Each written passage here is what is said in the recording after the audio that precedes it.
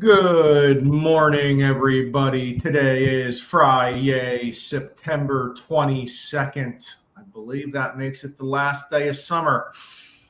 Soak it all in, boys. Good morning. Good morning. Good morning. I'm not a fall guy. I'm not a winter guy. I'm a summer guy. So I'm a little sad today. I like all four seasons, man. I feel like it's been fall the last 2 weeks. Anthony sweats if it's 10 degrees. No wonder why he likes all seasons. I mean, hot-blooded, man. I'm hot-blooded. What can you say? Give a break. Pretty soon the sun's going to be setting at 4:30. It's going to be freezing, miserable. Already seeing the effects of that. Doesn't get light until 7 a.m. now. Yeah, seasonal depression setting in. Oh, Lord. Well, you know what helps that? Call of Duty. I was going to say coffee. Coffee helps everything. Fair. Both begin with the C. Well, boys, the other day the Fed met. I know we were all aware. The Fed didn't touch interest rates. We were all prepared for that. But old Fed Chair Powell, man, he gives his comments afterwards, and it's just every time he gives his comments, he just loves just shoving a knife right into the back of the U.S. economy. Or he's telling the truth and, is just being realistic of what the Fed has to do. But pretty much, so, the Fed gives these forecasts, and no one says that the Fed forecasts mean anything because it's brilliant what they do. They give a forecast, and then if it's wrong, they just give an updated forecast and change it. So it's like they can never be wrong. When interest rates started going up, 2021, 2022, we heard a lot of people in the business. We heard a lot of people outside of the business and politics saying, inflation will be here for a short term. This is just getting out of COVID. Interest rates may tick up here, but they're going to go back down. Just date the rate, marry the hell. I don't know what that saying was. And here we're seeing the reality of if we're in a recession, which it seems like we are in some case, interest rates generally take a few years to come back down. Historically, rates always go up quicker than they come back down. And here we are, we shot up from the 3% range to 7% range. We've now been here for 2 full years. And the Fed is saying, pump the brakes on rates going anywhere, at least until end of 2024 into 2025. And that's just their updated forecast. We may get down the road and then that's going to be pushed even farther. But the Fed can't do anything with rates until inflation is at a point that they want. In my eyes, I'm a Milton Friedman guy. He believes inflation is only created by government. And as our government keeps pumping out money, it's going to be difficult to lower that inflation number. So that's what I see. 7s, 6s are going to be the new norm in the mortgage world. So if you're that person that's sitting on the sideline waiting for the rates to come back down, you may be waiting a while. Yeah. No, it's unfortunate. The way they have gone up over the last year. But like I said last week, I do think we're just a year behind of where they wanted us to be. They wanted to get this stranglehold on us, stranglehold on the rates and the economy, I guess you should say, to fight the inflation. And I think they thought this would happen last year at this time, but now it is happening right now, present day, Q4 2023. I liked whenever they were the reporters were really trying to get out of Mr. Powell a date of decrease of rates. So based on the forecast, so you're projecting rates to come down. He's like, look, I'm not saying a date.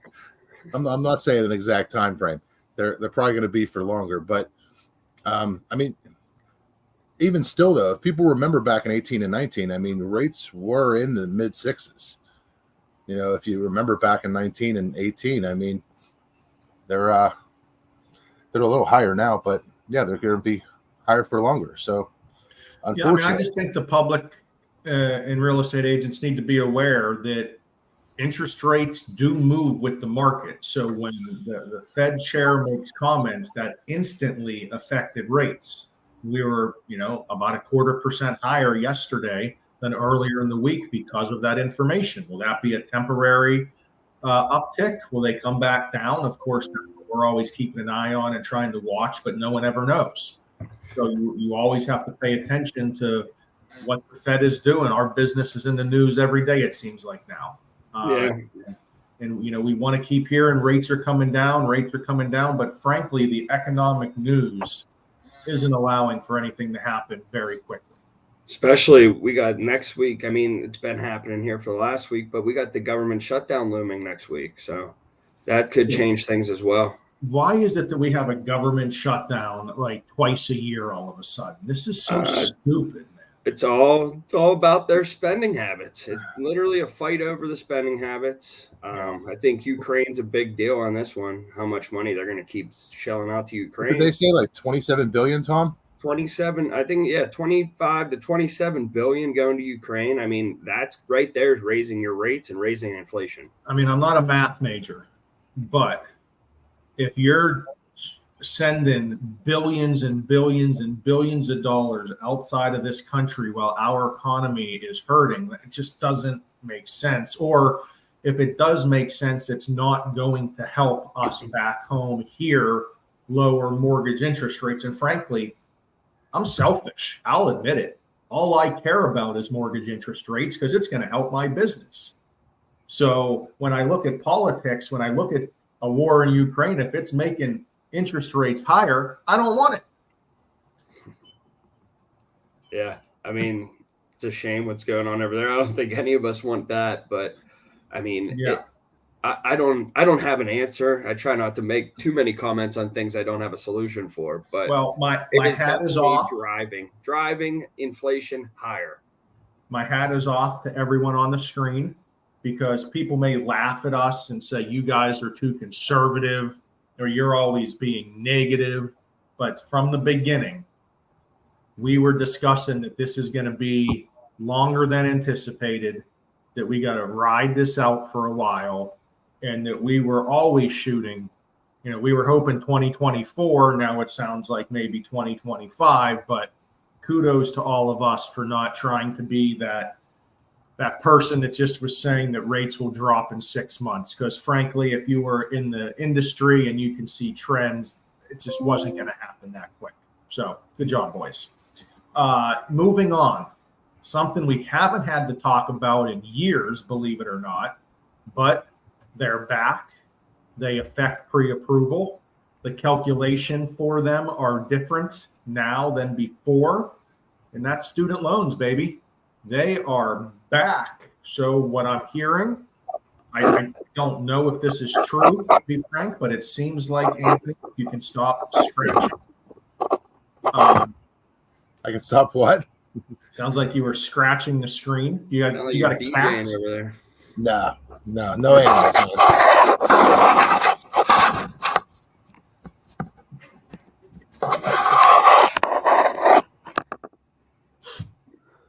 Anywho, I don't know what that sound is. I hope it's not me. I was moving my laptop. Student loans are back. So since COVID, there's been no payment on student loans. So for our calculation, though, there was in most cases still a calculation where we were using 0.5% of the balance or 1% of the balance. Now we're going to be seeing a lot of income-based student loans. We're still 80% conventional business out there in the world. Conventional student loans, if I'm not mistaken, tell me if I'm wrong, guys, can be income-based. Even if the payment is $1, you can use $1 that's showing on the credit report. So what that means, some people's pre-approvals can go up. Some may go down. There can be a complete different calculation used. It can be easier, it can be better. It's going to be dependent on everyone's situation and what their new payment is. Is it income-based? Is it not income-based? Anthony's turning into an angel. Tom's computer's going to die. How'd We're you having know? a crazy morning, but what do you guys think about the student loans coming back? I think it's definitely going to affect some people's pre-approval and overall financial budget. I mean, people have been so used to not making those payments over the last 3-4 years. Now they're going to get hit with, probably, 1% of the balance in some cases. So, I mean, if you got $100,000 student loan and you're getting 1%, I mean, that's a nice hit every month that you're not used to taking. And if it shows up on the credit report, then we're going to have to use that as a debt in that scenario. So for whatever that payment shows. Yeah, but exactly what you're saying there, Anth. It can be $1,000 payment. It could be a $1 payment. Sure. We don't know, dependent on the specific buyer's situation and how they have their student loan structured. And that's why, dude, stop moving your laptop. I'm going to come through the screen and smack you. I'm trying to get the sun out of here. Ha. But you know what I'm saying, Tom? No, I hear you. I mean, it's unfortunate for some people, be fortunate for others. Correct me if I'm wrong. I believe that we have to see 3 months of that income-driven payment to be able to use that in our calculations.